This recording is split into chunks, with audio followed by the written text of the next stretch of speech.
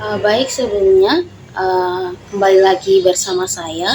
Perkenalkan, saya Siti Juhaina Hasan, mahasiswa program studi akuntansi Universitas Hairul Ternate. Nah, jadi saya akan membahas, kan sebelumnya saya telah membahas tentang fenomenologi, maka sekarang saya akan membahas tentang etnometodologi.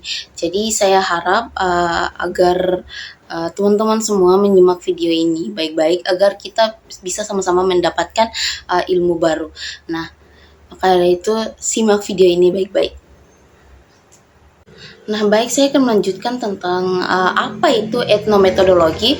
Nah, etnometodologi sendiri adalah suatu pendekatan dalam sosiologi yang berfokus pada pemahaman tentang cara orang membuat makna dalam interaksi sehari-hari.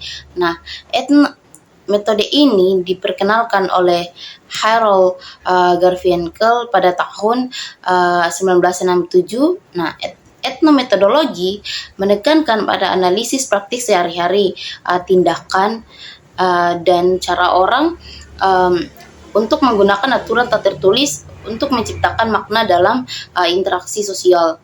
Nah, untuk melakukan penelitian menggunakan metode etnometodologi, penelitian biasanya terlibat dalam pengamatan langsung dan analisis interaksi sosial di dalam konteks tertentu. Nah, berikut di dalam etnometodologi ada juga langkah-langkah umum yang dapat diambil dalam penelitian metode etnometodologi. Nah, yang pertama ada pemilihan konteks. Nah, pemilihan konteks penelitian tentu konteks atau situasi sosial ini yang sosial tertentu di mana interaksi akan diamati. Misalnya penelitian dapat dilakukan di tempat kerja, keluarga, sekolah, atau tempat-tempat lain di mana interaksi sosial yang sering terjadi. Nah, yang kedua ada pengamatan langsung. Nah, observasi langsung terhadap interaksi sosial adalah kunci dalam etnometodologi. Nah, peneliti terlibat secara langsung dalam situasi yang diamati tanpa mengubah atau mempengaruhi partisipasian. Nah, yang ketiga ada analisis transkripsi, yaitu hasil pengamatan tersebut kemudian dianalisis secara rinci. Nah, ini melibatkan transkripsi percakapan, gerakan tubuh, ekspresi wajah, dan semua aspek interaksi yang relevan. Nah, yang keempat ada penentuan aturan tertulis dan tak tertulis. Nah, identifikasi aturan atau norma-norma yang diterapkan oleh partisipasian dalam interaksi tersebut. Ini mencakup aturan-aturan yang tidak selalu disadari oleh partisipasian tetapi membentuk dasar dari tindakan mereka. Nah, yang kelima ada pemahaman makna. Nah, fokuskan pada pemahaman makna ini di balik tindakan dan kata-kata yang diamati. Nah, bagaimana partisipasian memberikan makna kepada situasi tertentu dan bagaimana mereka menginterpretasikan tindakan orang lain. Nah, yang keenam ada penulisan laporan penelitian. Nah, sajikan temuan penelitian dalam bentuk laporan yang menyajikan hasil pengamatan, analisis aturan, dan pemahaman makna yang ditemukan selama penelitian. Nah, yang ketujuh ada penelitian etnometodologi seringkali melibatkan pendekatan kualitatif, dan penelitian ini dapat memberikan wawasan mendalam tentang bagaimana makna sosial dibangun dan diinterpretasikan dalam kehidupan sehari-hari. Nah, yang kedelapan ada refleksi terus-menerus. Etnometodologi menekankan refleksi terus-menerus terhadap data dan analisis. Peneliti perlu secara aktif mempertanyakan interpretasi mereka, memeriksa kembali data dan menggali lebih dalam untuk memahami lapisan-lapisan makna yang mungkin tersembunyi. Nah, yang kesembilan ada partisipasi aktif.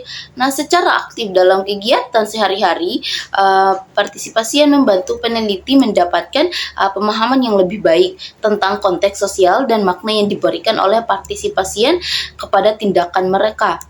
Nah, yang ke-10 ada generalisasi terbatas. Nah, etnometodologi cenderung menghasilkan temuan yang sangat spesifik terkait dengan konteks dan situasi tertentu. Nah, oleh karena itu, generalisasi dari temuan seringkali terbatas pada konteks spesifik di mana penelitian dilakukan.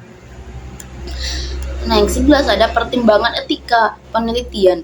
Nah, pertimbangan seperti halnya penelitiannya kualitatif lainnya. Nah, etika penelitian perlu dijaga dengan cermat. Ini mencakup masalah privasi, keamanan, dan pengungkapan informasi kepada partisipasian. Nah, yang ke-12 ada menggunakan teknik analisis kualitatif. Selain analisis transkripsi, peneliti dapat menggunakan teknik analisis kualitatif lainnya seperti coding tematik, analisis naratif, atau analisis fenomenologi untuk memperoleh wawasan yang lebih dalam. Nah, yang selanjutnya ada kontribusi terhadap teori sosial. Nah, meskipun etnometodologi bersifat deskriptif dan mendalam, penelitian ini juga dapat memberikan kontribusi teoritis terhadap pemahaman tentang struktur sosial, interaksi, dan makna dalam masyarakat. Nah, perlu diingat bahwa metode etnometodologi menekankan pada pemahaman mikrointeraksi dan konteks sosial spesifik. Oleh karena itu, penelitian ini seringkali menghasilkan temuan yang berharga. Nah, untuk memahami dinamika sosial yang terjadi pada kehidupan sehari-hari. Nah, yang kedua ada pemahaman tujuan dan ruang lingkup di metode etnometodologi. Nah, yang pertama, kita akan membahas tentang tujuan etnometodologi. Nah, tujuan etnometodologi sendiri adalah memahami cara orang membuat makna dan menjalankan kehidupan sehari-hari mereka dalam interaksi sosial. Nah, ini mencakup pemahaman tentang bagaimana aturan dan norma tak tertulis diinterpretasikan dan diaplikasikan oleh anggota masyarakat dalam situasi konkret. Nah, yang selanjutnya ada prinsip etnometodologi, yaitu di sini prinsip etnometodologi dibagi menjadi 3. Nah, yang pertama adalah pentingnya refleksi terus-menerus. Nah, peneliti terus-menerus merenungkan dan merefleksikan interpretasi mereka terhadap data serta berusaha untuk mengungkapkan lapisan-lapisan makna yang mungkin tersembunyi ya. Nah, yang kedua ada menghargai pengetahuan lokal.